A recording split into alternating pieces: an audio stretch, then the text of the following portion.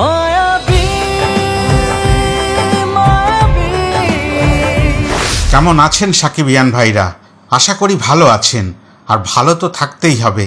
আপনাদের মেগাস্টার সাকিব খানের বরবাদ সিনেমা যে একেবারে সত্যিকারের বরবাদ করে দিয়েছে বাংলাদেশের বিনোদন জগৎকে। না, বরবাদ সেই অর্থে না, ভালোবাসায় বরবাদ করেছে, আর বরবাদ করেছে ঈদের ভ্রাতৃত্ববোধে। প্রত্যেকটা মানুষ বরবাদকে একবার করে খুঁজে নিচ্ছে, হলে যাচ্ছে সপরিবারে বন্ধুবান্ধবের সাথে, না একবারটি বরবাদ দেখতে হবে। বরবাদের এত ভালো ভালো রিভিউ বেরিয়েছে, যেটা এর আগে কোনো সিনেমায় প্রত্যেকটা রিভিউয়ার পজিটিভ রিভিউ দেয়নি। দিতে বাধ্য করে দিয়েছে বরবাদ টিম যে পজিটিভ রিভিউ দিতেই হবে। পাশাপাশি আরও 3-4টি সিনেমা বেরিয়েছে। দেখুন, কাউকে একেবারে ঘৃণার চোখে দেখা বা ছোট করে দেখা সেটা তো ভালো কাজ নয়। তবে এইবারের বাংলাদেশের যে সিনেমার চিত্র, যেই সিনেমাগুলো রিলিজ হয়েছে ঈদের সময়, সেই চিত্র কিন্তু অনেকটা ভবিষ্যৎকে উজ্জ্বল করছে। যদি বরবাদকে সরিয়ে রাখা যায় তাহলে আরও 3-4খানি সিনেমা রিলিজ হয়েছিল। তাতে চক্কর আছে, জিন আছে, জঙ্গলি আছে, আবার দাগিও আছে। দেখুন, এই সিনেমাগুলো যে যার মতো পারফর্ম কিন্তু করলো, তাদেরও চাহিদা তৈরি হয়েছে। এটা ভালো সাইন। কেননা বরবাদের সঙ্গে কম্পিটিশন করার কোনো জায়গায় নেই, সেটা তারা প্রত্যেকেই মেনে নিয়েছে। কেন? বরবাদ মেগাস্টার শাকিব খানের সিনেমা, আর বরবাদ মেহেদী হাসান হৃদয়ের স্বপ্নের প্রজেক্ট। আর বরবাদ শ্রীলঙ্কা, ভারত আর বাংলাদেশের একেবারে অতি সুন্দর সমন্বয়ের একটা প্রজেক্ট। বলতে গেলে শ্রীলঙ্কার প্রযোজক, বাংলাদেশের মেগাস্টার, আর ভারতবর্ষে বেশ বড় আকারে বড়ভাবে খরচা করে একেবারে মুম্বাই নগরীতে সেই সিনেমার শুটিং। আর সেই শুটিং স্থলে অনেক বড় বড় রথী মহারথীরা এসে দোয়া বা আশীর্বাদ করে গেছেন আমাদের মেগাস্টার এবং সমগ্র বরবাদ টিমকে। এর থেকে আর বড় প্রাপ্তি কি হতে পারে বলুন? যার সূচনা পর্ব এত সুন্দর হয়, সেই সিনেমাকে যে আটকানো যায় না, সেটা একেবারে বোকারাও বোঝে। তবুও বলবো, এই জঙ্গলি বলুন, দাগি বলুন, চক্কর বলুন, এই সিনেমাগুলো তারা ব্যবসা করেছে। তাদের সিনেমাগুলো অত বাজেটেও তৈরি না, খুব বেশি হলে 2 কোটি 2.5 কোটি।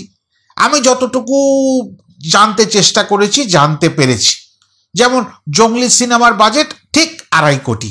আবার পাশাপাশি বরবাদ সিনেমার প্রযোজক, যিনি আমাদের প্রযোজক ম্যাডামের হাজব্যান্ড, তিনি কিন্তু ইংরেজিতে কয়েকটি কথায় পরিষ্কার বুঝিয়ে দিয়েছেন যে বরবাদ সিনেমা করতে গিয়ে যে সম্পূর্ণ অর্থ ব্যয় হয়েছে সেটা 16.5 কোটি টাকা।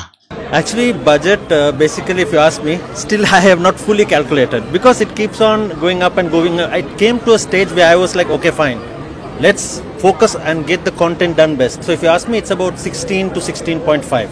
যেহেতু প্রযোজক সংস্থার মালিক জানিয়ে দিচ্ছেন যে 16.5 কোটি টাকা খরচ করে বরবাদ সিনেমা করা হয়েছে, আমি ব্যক্তিগতভাবে ওই কথাটিকেই প্রাধান্য দেব। এবার আসছি, আমরা প্রত্যেক দিনই দেখতে পাচ্ছি box office collection, box office collection, box office collection. সত্যি কথা বলবো, বাংলাদেশে যেহেতু বক্স অফিসের ব্যাপার নেই, সেহেতু এইটুকু বলা যায়, যা প্রচার করা হচ্ছে তার থেকে বেশি অঙ্ক গ্রস কালেকশন হয়েছে। আমি একটু ছোট্ট করে বলি, আপনারা আমার থেকে ভালো বোঝেন। গ্রস কালেকশন যেটা দেখানো হয়, সেটার থেকে নেট কালেকশন কিন্তু একটু কম হয়, কেননা সমস্ত খরচাপাতি, কমিশন টমিশন বাদ দিয়ে নেট কালেকশনটা আসে। আমি মনে করি এই মুহূর্তে যে আমি যখন ভিডিওটি করতে বসেছি, এখন 25 কোটির উপরে গ্রস কালেকশন বরবাদের হয়ে গেছে। এবার বলবেন, আপনি তো এই তো বললেন প্রযোজক সংস্থা বললে তবেই সেটাকে মানা উচিত, আপনি কেন বলছেন? হ্যাঁ, যদি যেগুলো এদিক ওদিক থেকে উঠে আসছে, এই বরবাদ সিনেমার ডিওপি তিনি কিন্তু একটা জায়গায় বলে ফেলেছেন। ওই ডিওপি ভদ্রলোক উনি বলে ফেলেছেন যে এই 23.74 গতকাল অবধি এইটা কিন্তু গ্রস কালেকশন ছিল। তাহলে ওটাকে একটা মান্যতা দেওয়া যায়, যেহেতু তিনি বরবাদ টিমেরই একজন। আর ডিওপি কিন্তু চারটিখানি ছোট মানুষ নয়, সে সিনেমার একটা বড় অঙ্গ হয়ে দাঁড়ায়। তো সেই ক্ষেত্রে একটা কথা খুব পরিষ্কারভাবে বোঝা যাচ্ছে, এই মুহূর্তে দাঁড়িয়ে আজকে রবিবার যদি রাতের দিকের কথা বলা যায়, সেটা 25 কোটি পার হয়ে গেছে। এগুলো কিন্তু সবই যে কোটির হিসাব হচ্ছে, এগুলো সবই সিনেপ্লেক্স আর মাল্টিপ্লেক্সের উপর নির্ভর করে। এগুলোর মধ্যে কোনোটাই সিঙ্গেল স্ক্রিনের হিসাব জোড়া হয়নি। আজ রাতে বা আগামীকাল সকালের পর থেকে সিঙ্গেল স্ক্রিনের হিসাব নিয়ে প্রযোজক সংস্থার অফিসে বসে হিসেবগুলি করা হবে। কেননা প্রযোজক ম্যাডাম বলেই দিয়েছিলেন যে 1 সপ্তাহ হলে আমরা নিজেরাই জানিয়ে দেব যে উপার্জন কতটুকু হলো। এটা পরিষ্কার, এটাও আপনারা জানেন। তাহলে 1 সপ্তাহ হচ্ছে আজ রাতে, আজ রাতেই বসে যেতে পারেন। তাহলে এই সিঙ্গেল স্ক্রিনের হিসাব করতে গেলে কি লাগবে সেটা একটু ছোট্ট করে ছুঁয়ে যাই। আপনারা জানেন, আবারও বলছি, সেটা হচ্ছে এই যে সিঙ্গেল স্ক্রিনগুলোতে প্রযোজক সংস্থার তরফ থেকে শুধুমাত্র মেগাস্টার শাকিব খানের সিনেমাতেই বিশেষ করে একজন করে প্রতিনিধি পাঠিয়ে দেওয়া রয়েছে, যারা প্রত্যেকটা শোয়ের হিসেব নিকেশ করেছেন যে কত টিকিট সেল হয়েছে। তাহলে কোথা থেকে ওই সেলটা বুঝবেন? ওই কাউন্টার পার্ট, একটা টিকিট হয়, টিকিটের একটা কাউন্টার পার্ট হয়, ওই কাউন্টার পার্টগুলো সব নিয়ে প্রতিনিধিরা আজকে রাতের মধ্যে প্রযোজক সংস্থার ঘরে জমা করে দেবেন। জমা আগে থেকেই শুরু হয়েছে, এবার সেগুলো হিসেব হবে। এই প্রতিনিধিদের থেকে বুঝে নেওয়া হবে কোন হলে কটা করে শো হয়েছে। ধরুন ঢাকা শহরে বসে দূর প্রান্তরে কোনো অজ একটি গ্রামে, সেখানে একটা ছোট্ট হলে এই বরবাদ সিনেমা চলেছে। তা সেই সিনেমার হিসেব কি করে রাখা হবে? রাখতে তো হবে। সেখানেও প্রতিনিধি রয়েছে, হয়তো কোনো ভালো সাকিবিয়ান, তিনিই এগিয়ে এসছেন যে এই হলটির দায়িত্বে আমি আছি। তা এইভাবে সমস্ত বিচার বিবেচনা করে আশা করা যায় আগামীকাল আমাদের কাছে এসে যাবে যে এই 1 সপ্তাহে বরবাদ কি পারফর্ম করলো। তবে সেই সংখ্যাটা এতটা বলে রাখতে পারি, যা বলা হচ্ছে তার তুলনায় অনেক বেশি হবে, এটা আমার নিগুড় বিশ্বাস। কেন বলছি? যে ভাবনাটা ভাবতেও পারা যাচ্ছে না সেটা আসবে কেন বলুন তো? ওই মিডনাইট শো, ওই এক্সট্রা শোস, সেগুলো কোথায় যাবে?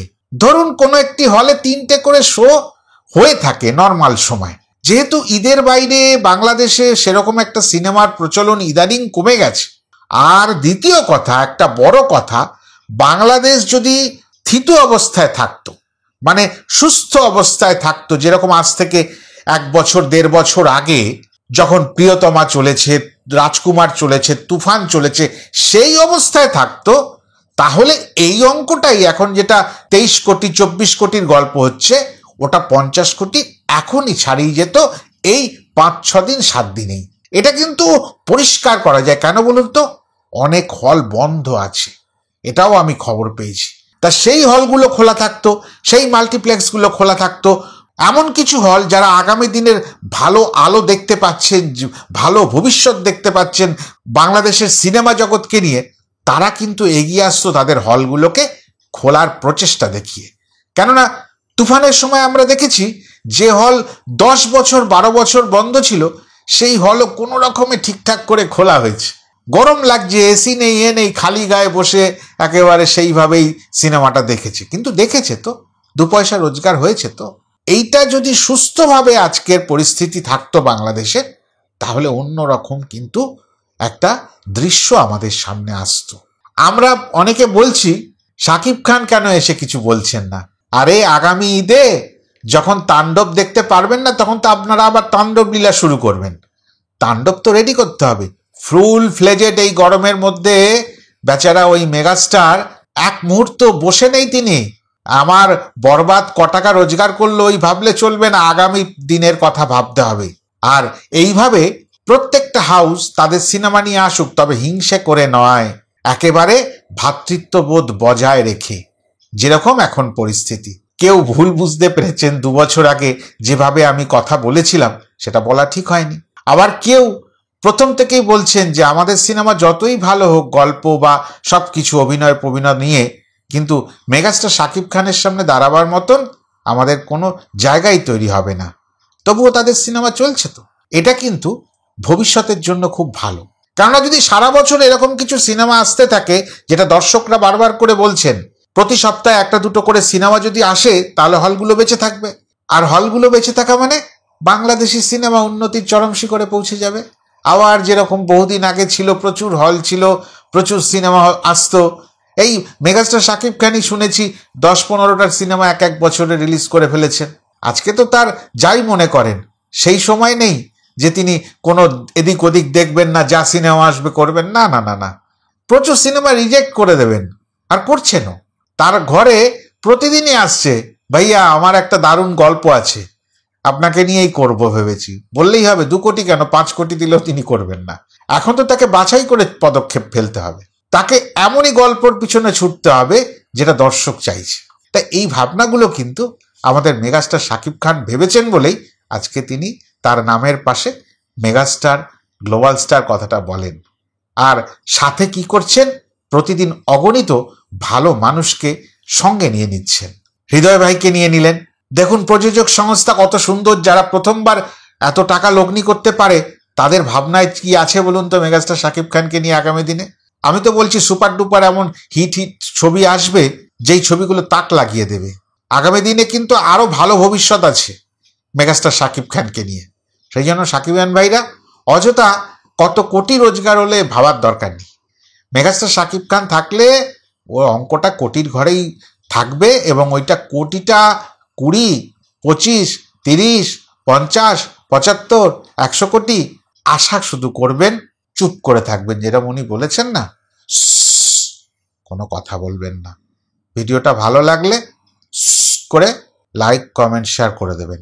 আর ওই যেটা বলি, খুব ভালো যদি লাগে আর যদি আমার ওপর অভিমানটা কমে যায়, তাহলে চট করে সাবস্ক্রাইব করে দেবেন। টাটা।